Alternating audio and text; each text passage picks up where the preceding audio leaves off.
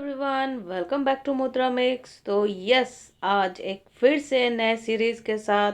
तो जैसा कि आप लोग देख रहे हैं कि जो आज का हम लोग का जो पर्टिकुलर सब्जेक्ट है वो है पॉल साइंस और पॉलिटिकल साइंस। तो आज हम लोग पॉलिटिकल साइंस सेकंड सेमेस्टर जो कोर थर्ड का है उनके बारे में डिस्कस करेंगे। कुछ एमसीक्यूज़ हैं, 10 के आसपास एमसीक्यूज़ हैं जिसके बारे में डिस्कस करेंगे। एक लॉन्ग क्वेश्चन आंसर भी है तो वो भी डिस्कस करेंगे।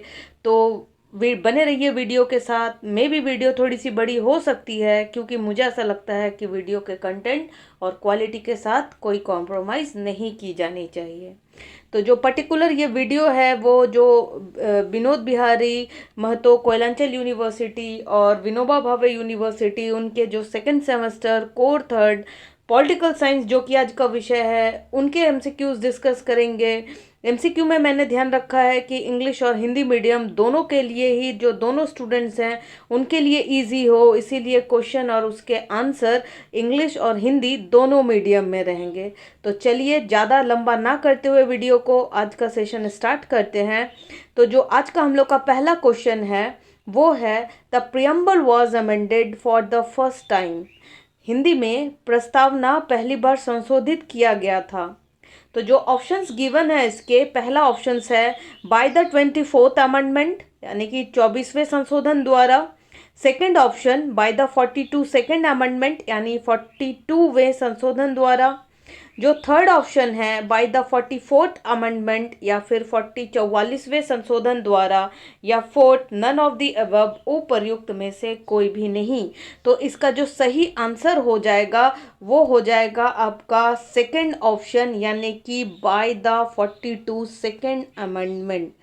पहली बार जो संशोधन हुआ वो 42 सेकेंड अमेंडमेंट में हुआ, 1976 में हुआ था। Time period may be they can ask this time year also. अभी तो उन्होंने कौन कौन सा था अमेंडमेंट ये पूछा, अब कौन सा ईयर में हुआ था ये भी पूछ सकते हैं। तो प्लीज़ इसके लिए भी प्रिपेयर हो जाए। थोड़ा सा इसका डिस्कशन देखते हैं, थोड़ा सा कॉन्सेप्ट देखते हैं कि ऑप्शन 2 तो भाई सेकंड है बाय द 42 सेकंड अमेंडमेंट या फिर 42वें संशोधन द्वारा। The preamble was been amended only once so far in 1976 by the 42 Second Constitutional Amendment Act 1976. The amendment added 3 new words. 3 नए वर्ड्स को इसमें एड ऑन किया गया था, socialist, secular and integrity. May be इनसे भी क्वेश्चन आ सकता है कि जो सेक्युलर था वर्ड था वो ऐड कौन से अमेंडमेंट में किया गया था, या फिर इंटीग्रिटी वर्ड जो था वो कौन से अमेंडमेंट में करा गया था, या इंडिया को कॉन्स्टिट्यूशन में जो सोशलिस्ट वर्ड मतलब शामिल किया गया था वो कौन से अमेंडमेंट में था या फिर कौन से ईयर में था। तो वो ये भी पूछ सकते हैं। तो भाई ये जो तीनों वर्ड्स हैं, सोशलिस्ट, सोशलिस्ट, सेक्युलर यानी कि धर्मनिरपेक्ष, एंड इंटीग्रिटी, ये तीनों वर्ड जो शामिल किए गए थे ये भाई 42वें यानी कि 42वें सेकेंड अमेंडमेंट के थ्रू एड ऑन हुआ था, वो भी 1976 में, याद रखिए। चलिए आज का जो सेकंड क्वेश्चन है उसको ले लेते हैं यानी कि B question. Which part of the constitution of India has been describe as the soul of the constitution. भारतीय संविधान का कौन सा भाग संविधान की आत्मा के रूप में वर्णित किया जाता है। I'm again question repeat, which part of the Constitution of India has been described as the soul of the Constitution? आत्मा के रूप में किसे वर्णित किया जाता है। जो ऑप्शंस गिवन है यहाँ वो है फंडामेंटल राइट्स यानी कि मौलिक अधिकार, the directive principles of state policy यानी कि राज्य के नीति निर्देशक सिद्धांत, या फिर थर्ड द प्रियम्बल जो हिंदी में प्रस्तावना जिसको बोला जाता है, या फिर fourth the right to constitutional remedies यानी कि संवैधानिक उपचारों का अधिकार। तो इसका जो सही आंसर हो जाएगा, किसको भाई आत्मा कहा जाता है कॉन्स्टिट्यूशन ऑफ इंडिया का, किसे ऐसे बोल के डिस्क्राइब किया जाता है, तो इसका जो सही आंसर होगा वो है द प्रियम्बल यानी कि प्रस्तावना को जो कॉन्स्टिट्यूशन का क्या बोला जाता है, आत्मा के रूप में वर्णित किया जाता है। क्योंकि फंडामेंटल राइट्स तो हो ही नहीं सकता, फंडामेंटल राइट्स तो कॉन्स्टिट्यूशंस में ही आते हैं, करेक्ट। तो भाई एलिमिनेशन करके इसको उड़ा दिया। डीपीएसपी ये भी नहीं आ सकते। और जो the right to constitutional remedies, भाई ये तो फंडामेंटल फंडामेंटल राइट 6 हैं, उसमें से one of them the right to constitutional remedy, तो भाई ये भी नहीं हो सकता। जो बचा हम लोगों के पास वो कौन सा बचा, द प्रियम्बल, द प्रस्तावना। जैसे ही आप एलिमिनेट करेंगे ना ऑप्शंस, आपको आपके आंसर्स कुछ ही सेकंड में मिल जाएंगे। चलिए जो आज का तीसरा सवाल है यानी कि क्वेश्चन सी, उसको देख लेते हैं। The fundamental rights of Indian citizen can be suspended. भारतीय संविधान के मौलिक अधिकार स्थगित किए जा सकते हैं। किसके द्वारा स्थगित किए जा सकते हैं, क्वेश्चन में वो पूछा है। तो चलिए ऑप्शन देखते हैं।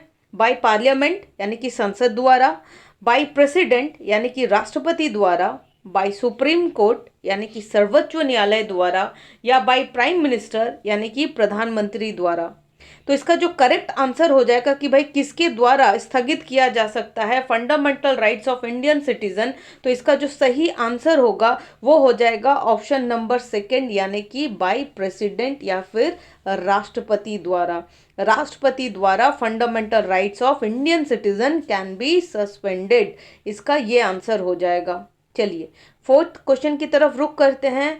विच part of constitutions contain the directive principle of state policy, कि भाई राज्य का नीति निर्देशक सिद्धांत संविधान का कौन सा भाग है। तो जो आपका ऑप्शंस गिवन है वो है part 4A, part 5A, part 4 only और part 3 only.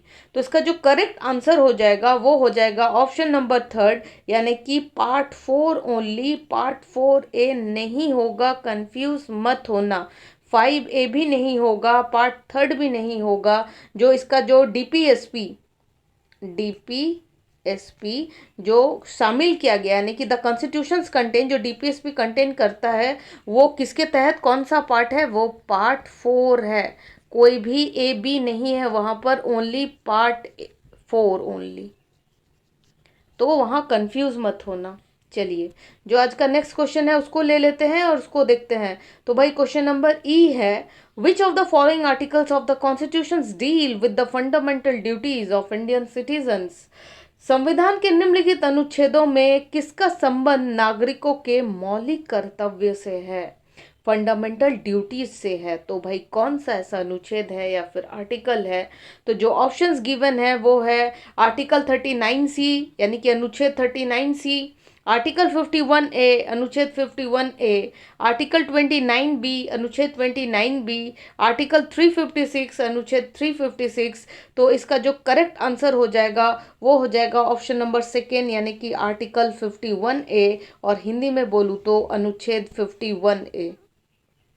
The fundamental duties are dealt with Article 51A under Part 4A of the Indian Constitution। इसके अंदर डिल्ट होता है हमारा जो मौलिक ड्यूटीज हैं यानी कि कर्तव्य हैं, मौलिक कर्तव्य जो हैं हमारे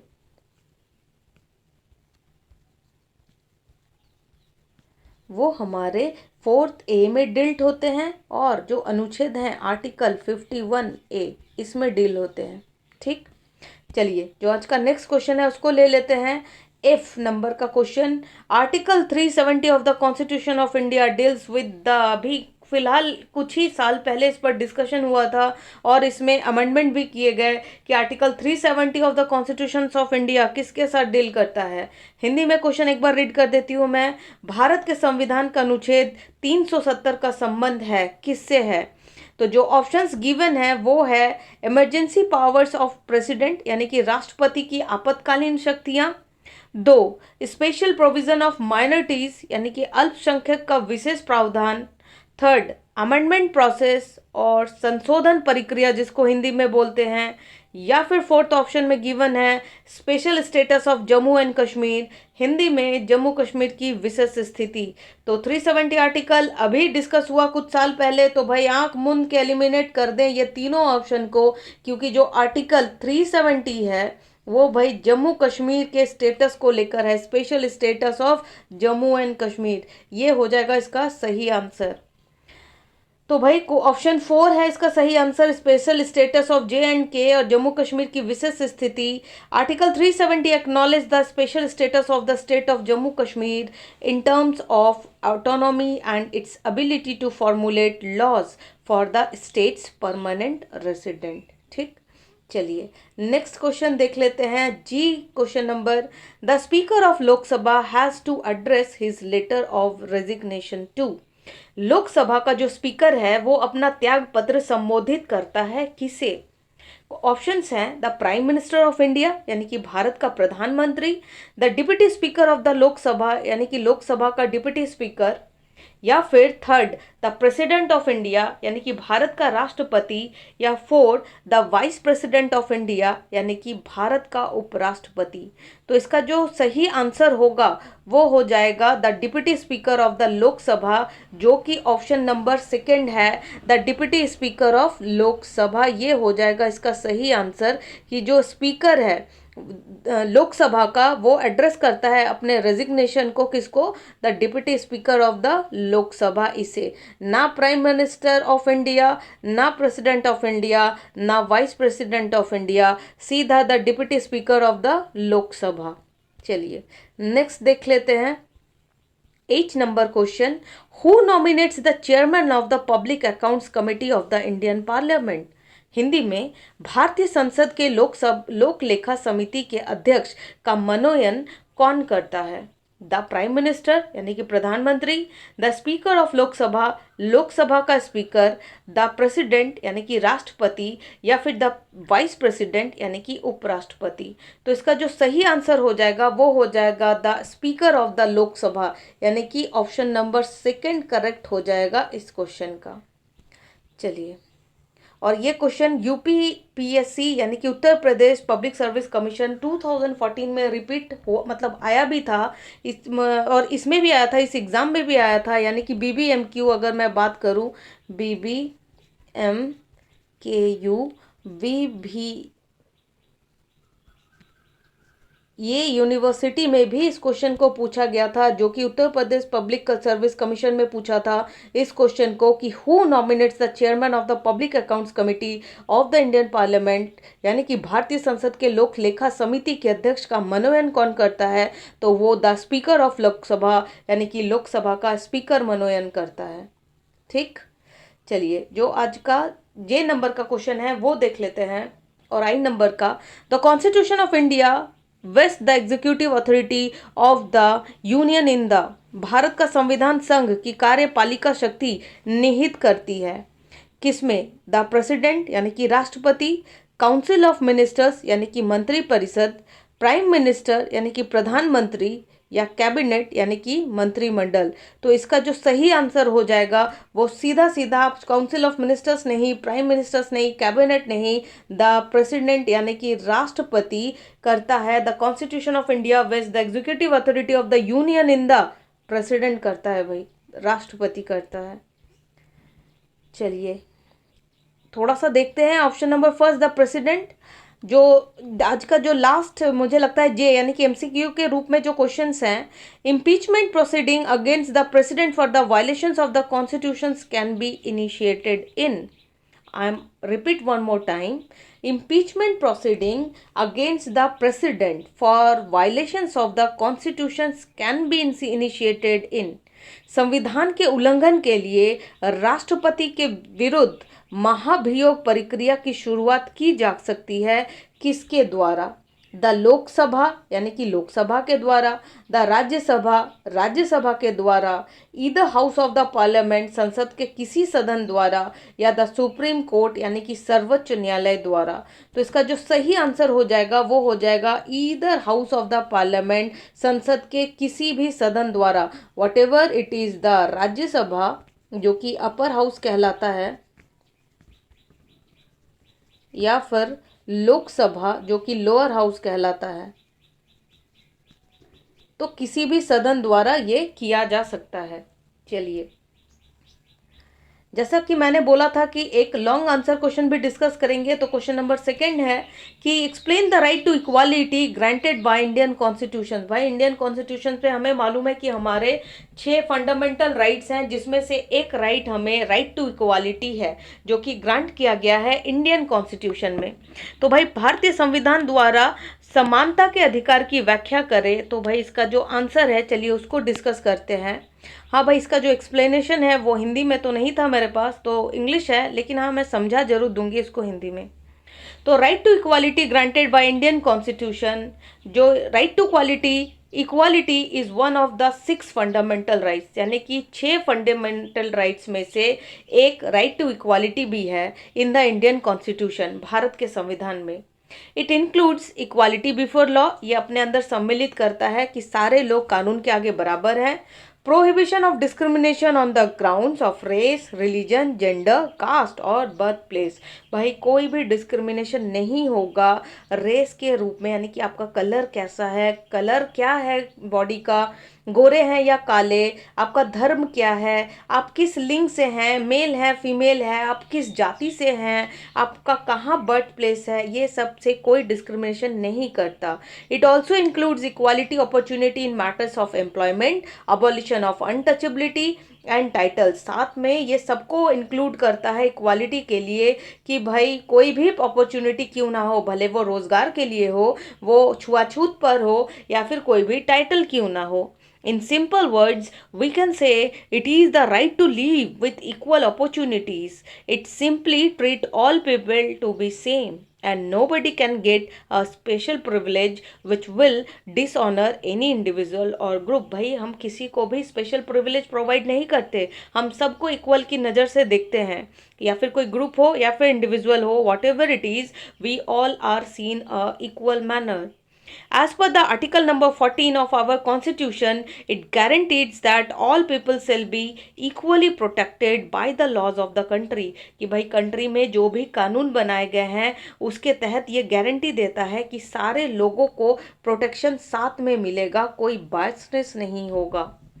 The state will treat people in the same circumstances alike. Right to equality not only applies to the citizen of India but also to all the people within the territory of India. यानी कि भारत के border के अंदर ये सिर्फ ऐसा नहीं है कि भारतीय लोगों को ही ये है, बल्कि इस बॉर्डर के अंदर, क्योंकि वहाँ टेरिटरी की बात हुई, तो भाई भारत के बॉर्डर के अंदर जो भी लोग हैं वो सबको क्या प्रोवाइड करेगा, इक्वालिटी, क्योंकि उसके संविधान में ऐसा है, उसने ऐसा ग्रांट किया है कि we all are equal, right to equality. ठीक, India, but also to all the people within the territory of India, every citizen from Prime Minister to an ordinary individual, भले वो देश का प्रधानमंत्री क्यों ना हो, प्रधानमंत्री से लेकर देश का सिंपल साधारण इंसान is subjected to the same law. सारे एक ही विषय का है, यानी कि सबको हम लोग समान रूप से देखते हैं. All citizen have access to public places. सारे के सारे सिटीजन, भले किसी भी कास्ट, किसी भी क्रीड, किसी भी रेस, किसी भी जेंडर, किसी का कुछ भी क्यों ना हो, ऑल सिटीजन्स हैव एक्सेस कर सकते हैं, उनको उपलब्ध हो सकती है कोई भी public places like shops, restaurants, hotels, multiplexes. Similarly no restrictions with regard to use of well, यानी कि आप जो कुआं है पानी पीने का वो, bathing, ghats, roads, playgrounds and places of public resort maintain by government. भाई गवर्नमेंट किसी के साथ कोई बायसनेस नहीं करती, जो भी वहाँ आना चाहता है, जाना चाहता है, शौक से आए जाए, उनका लुफ्त उठाए और एंजॉय करे, क्योंकि गवर्नमेंट के लिए या फिर भारत के संविधान के लिए सारे लोग बराबर हैं. It is not a rule of man but a measure of liberty enjoyed by the people. Law should neither be arbitrary nor should it guarantee privilege. भाई वो privilege भी गारंटी वो नहीं करता, साथ में arbitrary भी नहीं है.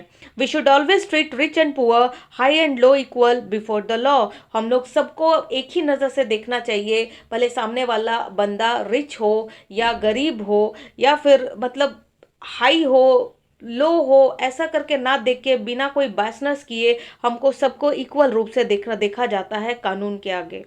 But the judiciary must be independent and impartial. लेकिन जो इंडिया का जो जुडिशरी सिस्टम है, क्योंकि हमको मालूम है कि इंडिया में legislative, executive and judiciary system में डिवाइडेड है, तो इंडिया का जो जुडिशरी सिस्टम है वो बिल्कुल भी इंडिपेंडेंट है। कोई बायसनेस, कोई दबाव नहीं होता उस पर। वो इम्पार्शियल है, किसी के साथ पार्शलिटी नहीं करता। वो वही डिसीजन देता है जो कि एविडेंस दिए जाते हैं, सबूत दिखाए जाते हैं।